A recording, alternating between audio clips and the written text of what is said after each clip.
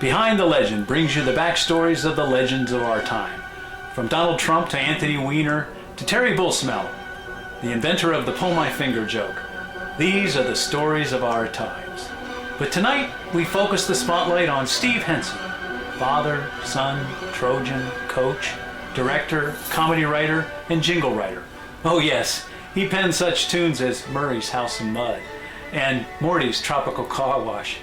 He is responsible for endless skits, bits, and gags such as the Taliban decorator who decorates the caves and hiding places of the Al-Qaeda. I am very good with earth tones. And who could forget Pre-Sucked Nuts, a classic skit about a ballpark vendor who sucked the salt off peanuts for his customers. But where did it all begin? Where did it all start? Some say he was born of sharecroppers and raised by circus people. Others say he was born of genius and raised by creativity. Tonight we will answer all these questions and more. But first, a word from our sponsor.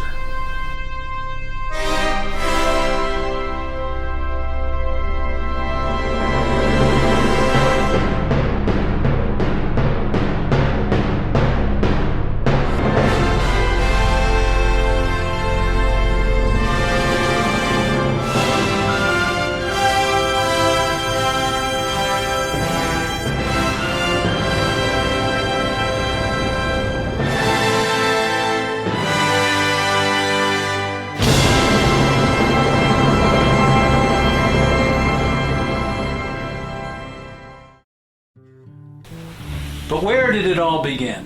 Where did it all start? The year was 1961. Are You Lonesome Tonight was the #1 song on the radio. The place was Norco, California, and on June 28, 1961, the population was 23,501. Steve Henson was born, the son of Dave and Dorothy Henson.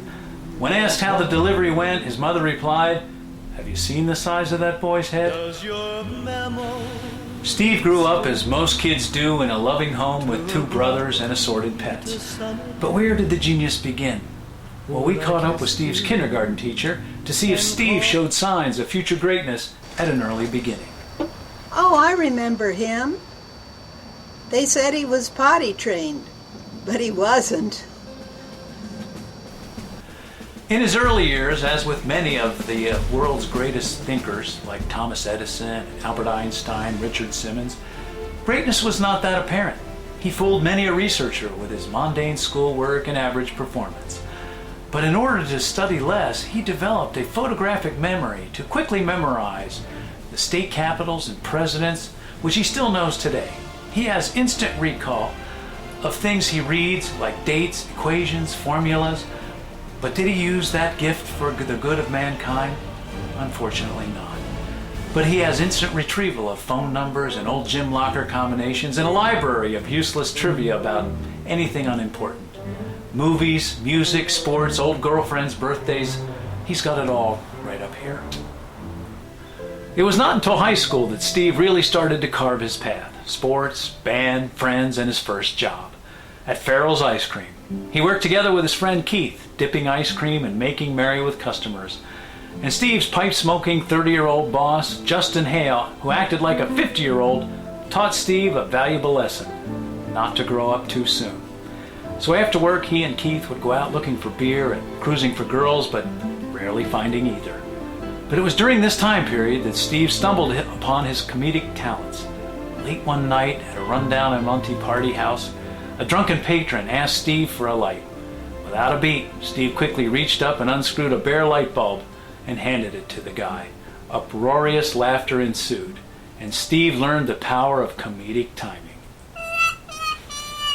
It was also during this time that the rubber chicken came into Steve's life, a comedic prop that confuses many, but has been a reappearing sight gag in Steve's life. High school sports brings the glory, pride, and sense of teamwork to many. Steve Henson found a different lesson on the sophomore team of the Alhambra High basketball court. He played under the tutelage of Coach Calianis. Steve. Oh, you mean Svensson? Yeah, that kid was amazing. That kid, he had the fundamentals. He could slam dunk it. I never seen anybody any better than him. He was a tall kid. Stood about, 6'3", 6'4". Henson. Oh, Henson. Oh, that ball sucker. Yeah, that kid was horrible. Lousy fundamentals, no instinct, just the worst. You know, we had first string, second string, and Henson. Let me tell you, that kid was bad. And he was weird, too. It's like he had two or something. I never seen anybody like him. Yeah, as a matter of fact, he kind of looked like the ball here. Not as tall. Think of it way down here. Put glasses on it, that's him. Yeah, that guy was something else. You know, led a boycott against my team. Why? Because the practices were too hard.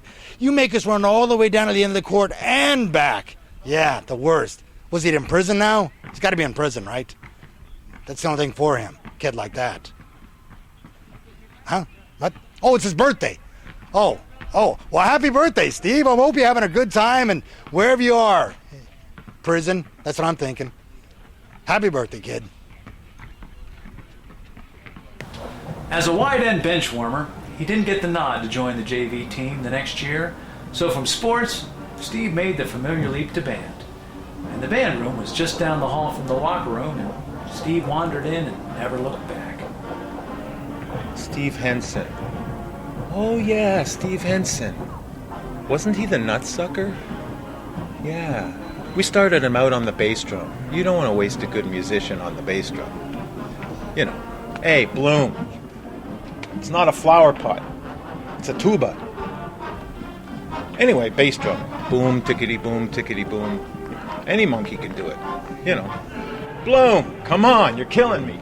Steve really took to it. He continued to play in college while taking his preliminary courses at PCC. He quickly figured out that with little or no practice or commitment, he could travel to all the sporting events. But his crowning moment was when he led the band from the back row in the 1982 Rose Parade. Plus, he really bought the line that guys in uniform get the girls. Now, Steve went from band to fan while attending USC. He attended every game, usually in full USC war paint. Steve can be seen here leading the crowd in a victory chant in the 1984 USC game. But college was more to Steve than hookers and hangovers. Steve entered the fast-paced world of accounting. Was it the glitz and glamour of accounting that attracted Steve to this field? We may never know. But after graduation, Steve Henson landed his first job at Arthur Young. Get back. Huh? Steve Henson. Now there's a name I haven't heard for a while. Steve Henson. Of course I know Steve Henson. Boy, can I tell you things about him. The man could really pad. He could work an expense account like nobody's business, like no other. Hey, around here, he was known as the father of fudge. Hey, what's he up to now? Prison? Politician? Any old thing. I wonder what that guy's doing. Here's a guy. Hey, get out of here. You bothered me. Okay. Hello. According to Steve, he helped grow that company to be one of the largest accounting firms in the country, Ernst & Young. Now, Steve moved on, going into the business with his father to form Henson & Company. And they have expanded operations to 3 convenient locations, including South Pasadena, Las Vegas, and Pahrump, Nevada, specializing in providing accounting and consulting services to the following industries.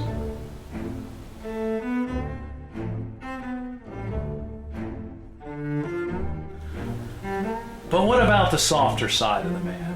Some say he only has a soft side. In the Pasadena JCs, he served his community as a board member and chairman of countless charity events. He has received many awards and was named Honorary Life Member in 1996. But it all fell into place when Steve got involved with show business. Writing, directing, producing plays and talent shows for the Pasadena Senior Center and the South Pasadena school system. He wrote countless bits, and skits, and gags, from infomercials to documentaries, election campaigns, musical parodies, bringing together his rubber chicken humor with a proven comedic formulas to produce an extensive body of work. We're talking hundreds and hundreds of bits of useless silliness that have been created, directed, and produced by this man. JCTV was a talk show to highlight the accomplishments of the JCs, but the guests were boring. So Steve and his crew made up the guests, and I just love that, Morty! The silliness was back on. The show was produced for 3 years, but is still in reruns on cable access Channel 56 to this day. It will give I Love Lucy a run for its money. conclude our coverage of 1999 Women's World Cup, we check in with the most popular attraction here at the World Cup, the restroom. We're here anyway. Everything is coming out okay.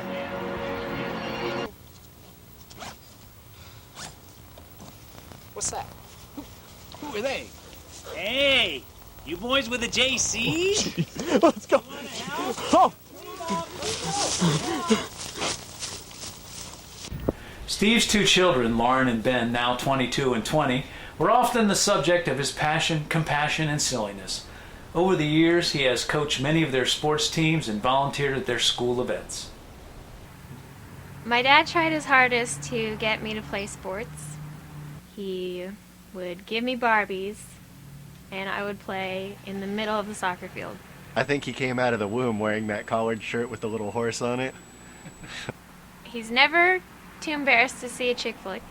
Let me tell you that, I was always embarrassed every time we had to stop and do one of these pictures, you know. I think my earliest memory of him is lounging around the Henson compound in his tidy whities.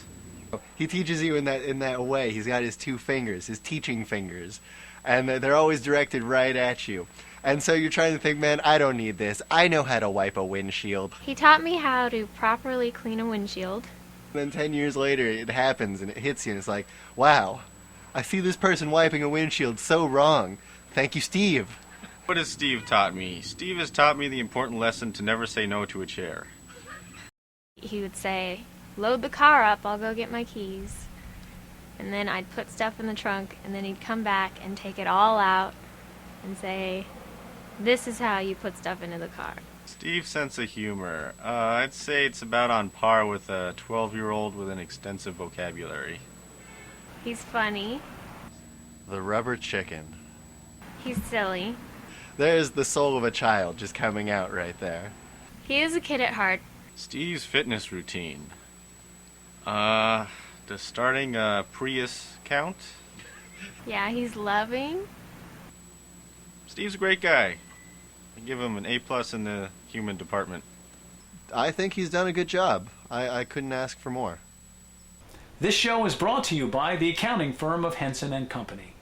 Henson and Company is helping our clients go in and out of business for over 30 years, see? Steve's business and his family continues to be his passion and focal point. He also marches on to serve his community through the Pasadena Tournament of Roses, personally overseeing 19 parades. From a scooter to the press box at the Rose Bowl or porta potty duty, Steve is making the wheels turn on every parade. Now, as we mark Steve's 50th year on the planet, we have looked at the man's life, his past, his family, his accomplishments, and it only amazes us how a man with such genius, such passion, such wit, combining that magical blend of analytical focus, colliding with circus clown style, has really accomplished so little over such a long period of time. We can only imagine a bright future with great things to come in his life. Tonight, we've only scratched the surface of this man. But one thing we do know, Steve Henson is a true legend in his own mind. Thanks, Rob.